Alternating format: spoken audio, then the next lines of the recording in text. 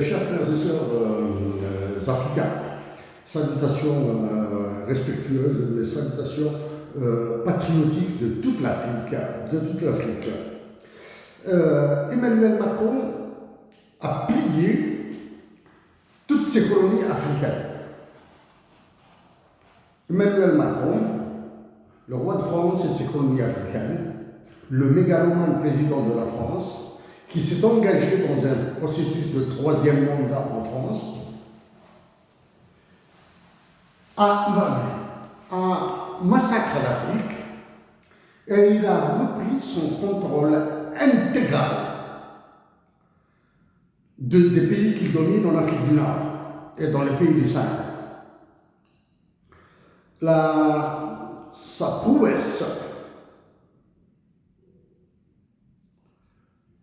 prouesse a été de jumeler l'Algérie et le Sénégal et d'en faire une et une seule victime. Emmanuel Macron est trop intelligent pour les dirigeants africains. Pour les autres aspects, je les aborderai quand je parlerai de l'Algérie exclusivement, dans une intervention à part. Je le répète, Emmanuel Macron, l'actuel président de la France qui s'est mis en voie d'obtenir un troisième mandat en France, je le répète, Emmanuel Macron, l'actuel roi de France et de ses colonies africaines, qui s'est mis en voie de courir pour un troisième mandat en France, a repris le contrôle intégral de ses colonies en Afrique. Avec son extrême intelligence, combinée à sa mégalomanie, il est en train de broyer les Africaines et les Africains de la manière la plus pernicieuse, sournoise et silencieuse. Donc, à messieurs les dirigeants du Burkina Faso, du Niger, du Mali, du Tchad et du Sénégal, bien sûr, Sénégal, avec vos homologues algériens, vous avez atteint le sommet de l'indignité. Avant, je croyais qu'il restait encore des limites pour atteindre ce niveau. Mais vous avez atteint rapidement le niveau de l'indignité. En nouveau président du Sénégal,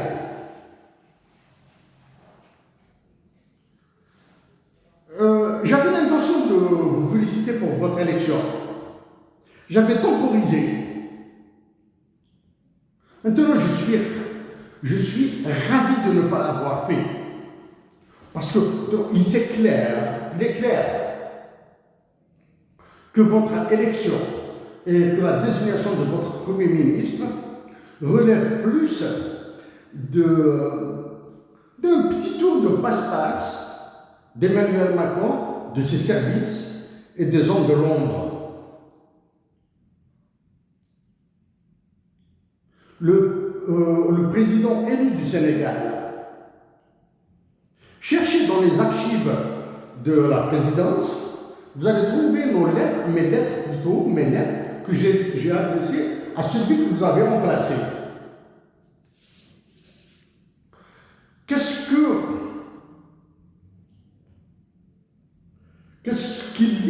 qui rend le destin des Sénégalaises et des Sénégalais, des Algériens et des Algériens commun? C'est ce qu'a fait Emmanuel Macron de celui qu'il a convoqué à Paris, en Italie, en marge du G7. En marge du G7, il l'a convoqué à Paris, celui d'Alger, il l'a convoqué à Paris, et le président du Sénégal, qui part comme ça, qui part comme ça tombe du ciel, qui part à l'Élysée. Au président du Sénégal, vous êtes élu. Vous êtes un élu. Si vous plaît, vous et votre Premier ministre, évitez de parler de la légitimité politique, évitez de parler de la légitimité démocratique, évitez de parler de l'indépendance, évitez de parler de l'avenir du Sénégal, évitez tout ça. Hein? Évitez tout ça.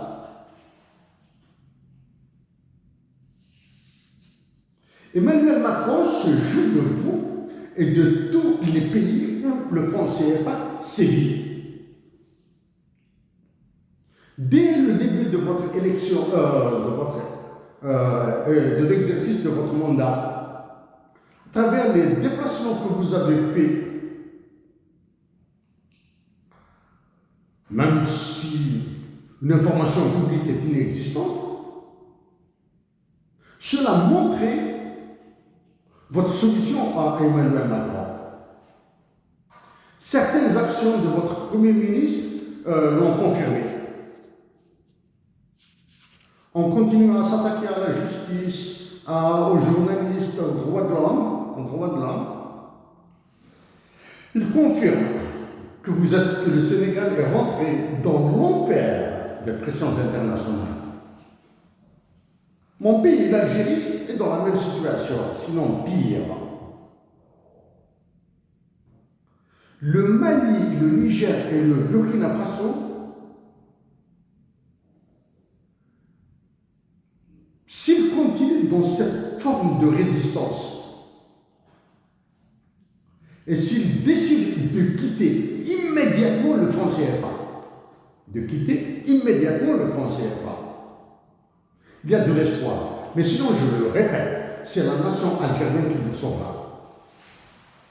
La nation algérienne sera dans l'obligation de vous sauver. Comment elle vous sauvera? En demeurant pacifique, en ayant le courage de dire l'audace, de dire à Emmanuel Macron de se tailler de notre pays,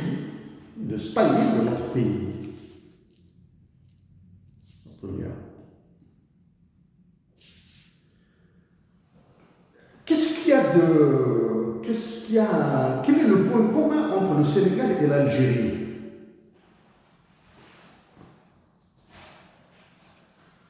Ça fait une semaine, c'était la fête du sacrifice, Eid al-Adha.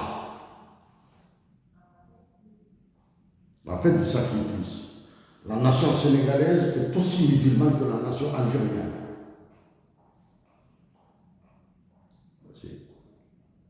Les Sénégalais et les Sénégalaises ont souffert de l'exorbitance du prix du mouton.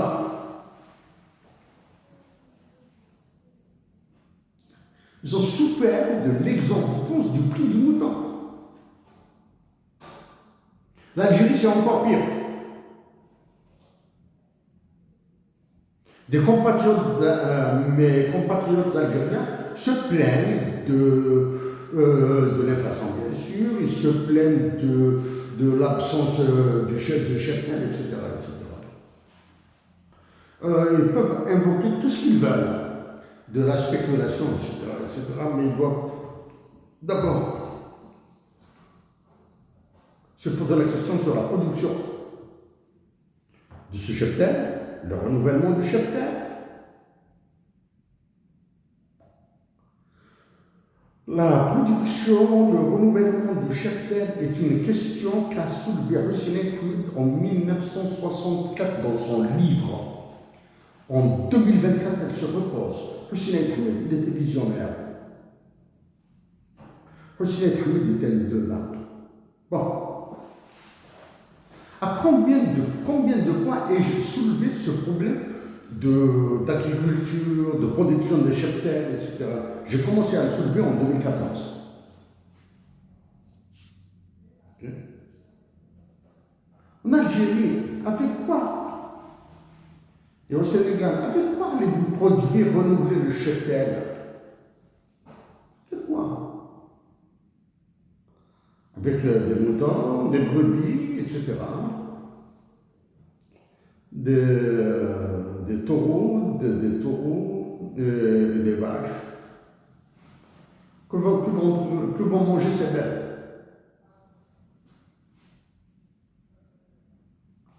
Est-ce qu'il y a de l'eau pour les faire manger? Bon, ça c'est pas. Au président du Sénégal,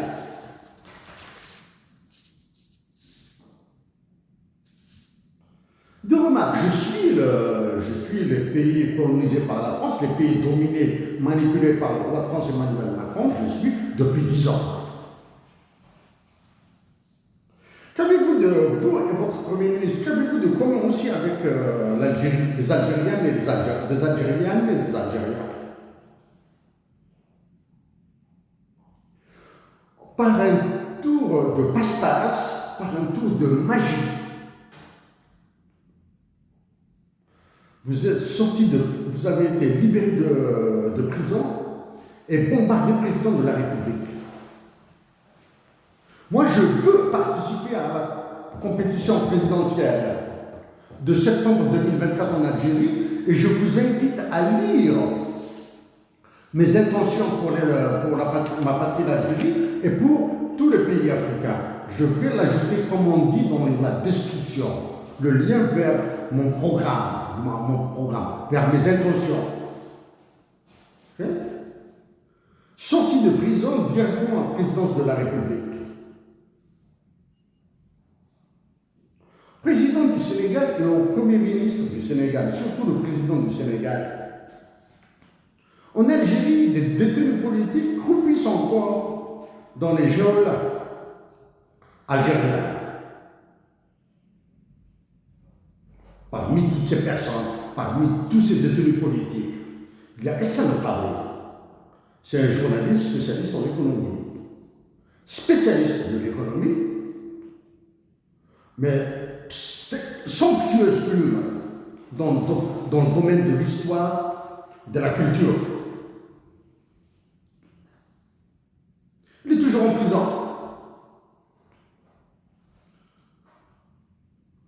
Croyez-vous qu'il sera libéré de sitôt? Non. Il est toujours. Tous les détenus politiques en Algérie sont innocents. Voilà. Vous êtes-vous exprimé sur les détenus politiques en Algérie? Non. C'est l'un des signes que vous êtes soumis, que vous êtes dominé par la France, par Emmanuel Macron.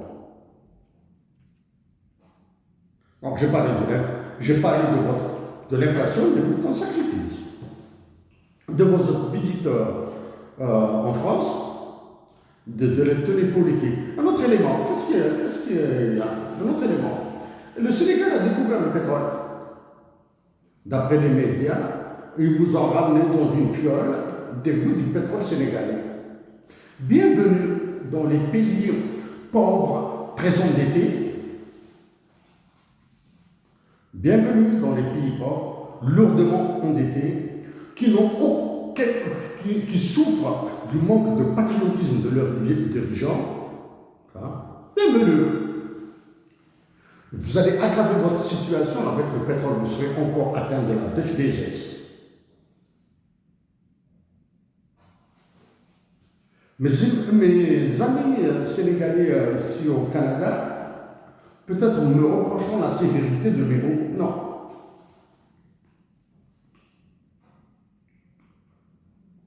J'ai vu vos anciens ministres à Montréal ce qu'ils ont fait là. Bienvenue.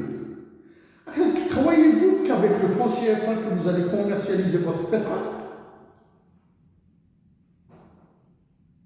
et vos ressources naturelles? Que vous a fait Emmanuel Macron?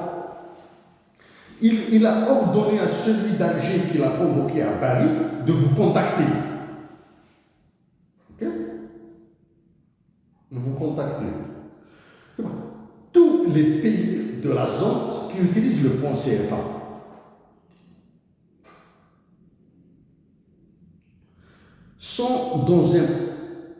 ont des dirigeants indignes. Alors, j'espère que je deviendrai président de la République en Algérie. Je mettrai en œuvre ce que je dis là. Que suis-je dans le secret des dieux? Non, je vous rassure. Dirigeants du Tchad, du Mali, du Niger, du Burkina Faso, du Sénégal, j'évite d'ajouter la Côte d'Ivoire. J'évite d'ajouter le Bénin. La politique ivoirienne est une politique cancérigène.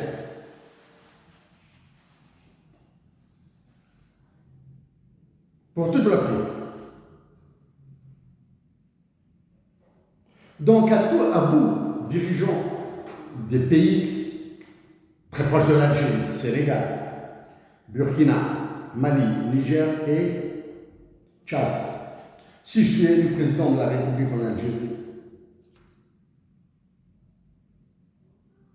avec la nation algérienne, vous libérera encore le pouvoir. Ce qui s'est passé au G7,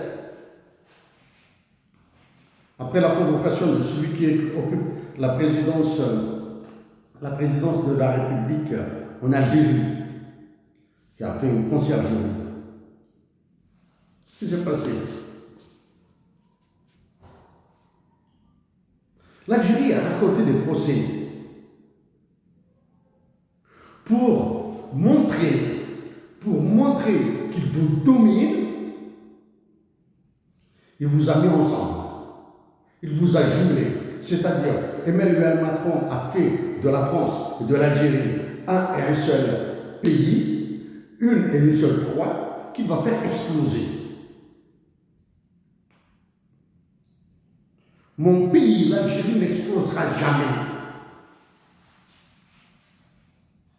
À condition,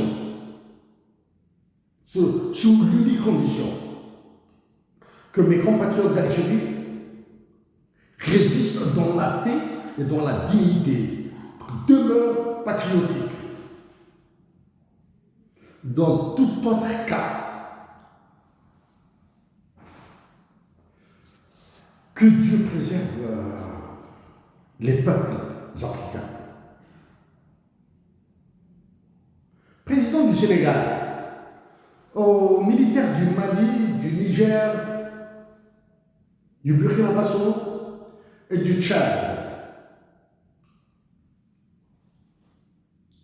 Ayez la dignité de vous entendre définitivement, de vous entendre, ayez cette dignité politique, ayez cette dignité politique de décider carrément d'abandonner le franc CFA et de, bien sûr, de geler toutes les exportations aux exportations, pour les geler. Ça sera dur. Ça sera très dur.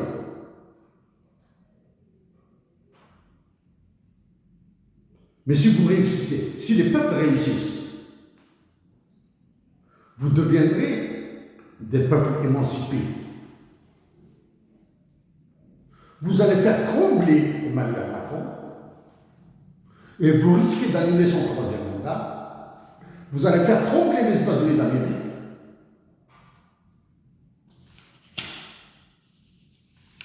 Et vous allez créer de la joie dans vos pays.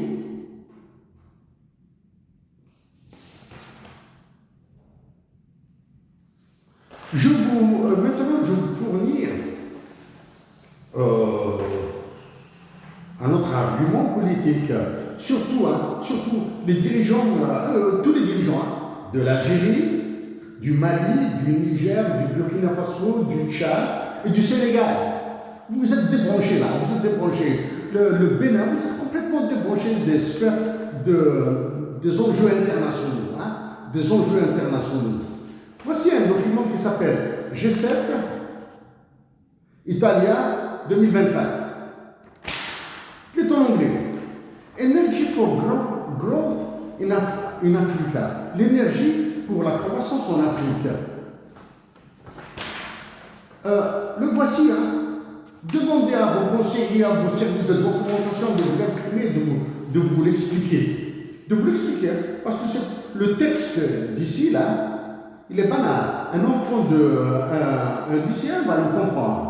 Mais vous allez, j'essaye de vous expliquer comment se manipule l'interprétation des enjeux réels, pas de ce baratin. Je vous dis la première phrase.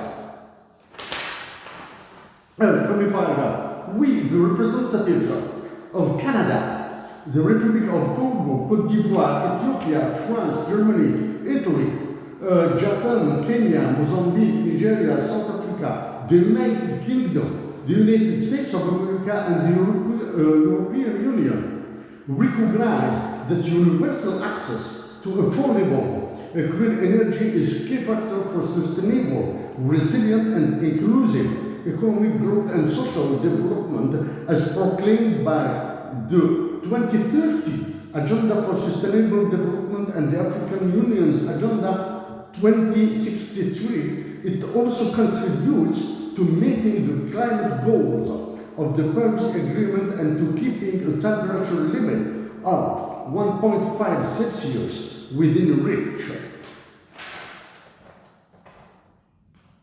Donc ce document vous parle de l'agenda 2030, c'est-à-dire demain, de l'Afrique. C'est un agenda dont j'ai parlé à plusieurs reprises, agenda 2030, dans le cadre de l'Algérie. Agenda 2030, vous le savez, c'est impossible même de tracer des trottoirs pour le stationnement de vos voitures, des voitures des corrompus. Et vous travaillez sur l'agenda 2030, en plein boss. Plus l'agenda de l'Union africaine pour 2063. Alors que toute l'Afrique crève de faim, on parle de ça. Mais qu'est-ce qu'il y a dans ce premier paragraphe? C'est valable pour tout le reste. Hein. Tout ça, ils l'ont adossé à l'ONU. Vous êtes d'accord avec que l'Organisation des Nations Unies soutient ça? Non. C'est pour lui donner l'onction internationale. C'est-à-dire, ils diront que ce ne sont pas un colonialisme. C'est-à-dire, c'est l'ONU qui est devenue une organisation de colonialisme. Ça, je l'ai dit à Antonio Guterres. J'ai reçu de son département une réponse il y a 2 semaines, une réponse il y a 2 semaines de cela. Vous, pays africains, vous qui avez des représentants pistonnés, pantouflés, c'est le gendre, c'est le beau-frère, c'est l'ami de l'ami, c'est un ami qui a payé, etc. Que vous avez envoyé ou vous représentez à l'ONU, à New York. Et pour rester dans la limite de la croissance, de l'augmentation de la température de 1,7 selon l'accord de Paris. Dans les pays savants aussi, ils n'ont pas fait ça. Ils vont faire ça. C'est ça. Demandez à vos conseillers de vous le lire. Président du Sénégal, je sais que bientôt, celui de l'Algérie viendra ou vous allez venir à Alger. S'il vous plaît, évitez de dire dans le cadre de la fraternité, etc., etc., etc. Maintenant, je viens à l'essentiel. Voilà. Je vous le répète, votre action au président du Sénégal, vos premières actions auprès de la CEDEAO, de l'UMOA, de l'UMOA, etc. Vos déplacements dans les pays qui vous entourent, là, etc. On veut montrer que vous avez reçu des ordres de rester dans la zone CFA, de maintenir le franc CFA chez vous et d'ordonner aux autres de maintenir le franc CFA dans leurs pays pour qu'ils assassinent les Africaines et les Africains, pour que les enfants africains restent toujours des prématurés, pour qu'ils restent toujours des affamés, pour qu'ils souffrent encore toujours de paludisme et de diarrhée. et de Tracom. Ok? Je vous le dis, la CEDEAO, la BCEAO, l'UMOA, l'UEMOA sont des organisations terroristes africaines.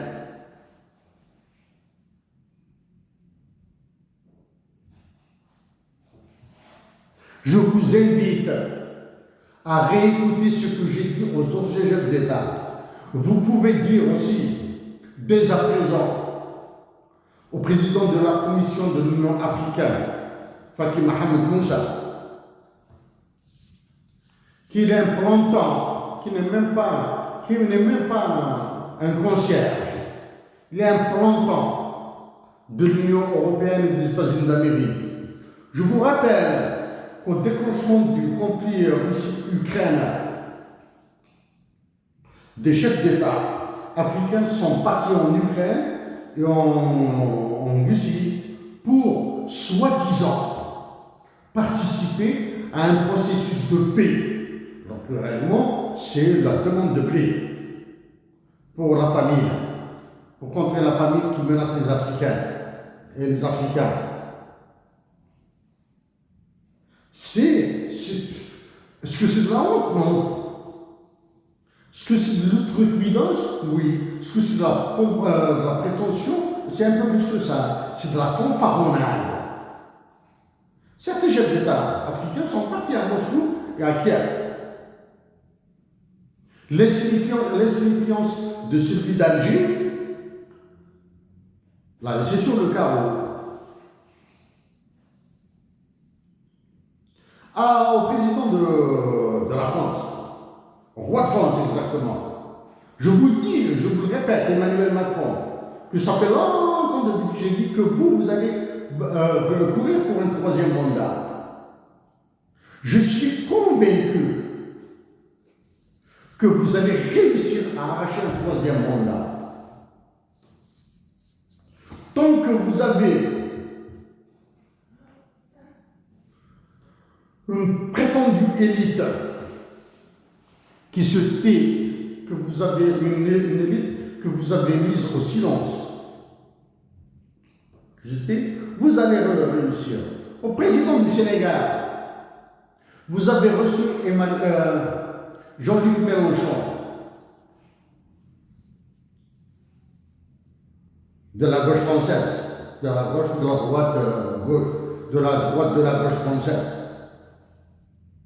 Croyez-vous qu'il trahira la France pour vous faire plaisir? Si vous le croyez, c'est que vous êtes naïf. Au pays, au Mali, Niger, Tchad, Burkina Faso, Sénégal, si Emmanuel Macron a écrasé l'élite française, croyez-vous que c'est votre regroupement qui va vous sauver? Non. Le seul comportement qui vous sauvera, c'est de faire appel à vos peuples et de respecter leur volonté. Pour ma part, je vous le répète, je vous invite à lire ce que j'ai l'intention de faire en Algérie si la nation algérienne m'accorde la confiance, si je suis élu président de la République. Je vous invite à lire. Ce que je souhaite, c'est la paix pour mes compatriotes d'Afrique. La paix, justement, même du Canada. Je souhaite que le Sénégalais, que les Maliens, que les Nigériens, que les Tchadiens, que le Burkinabé demeurent pacifiques, mais qu'ils trouvent une intelligence pour demander non seulement le départ réel de l'armée française, mais surtout la jouissance d'une monnaie patriotique.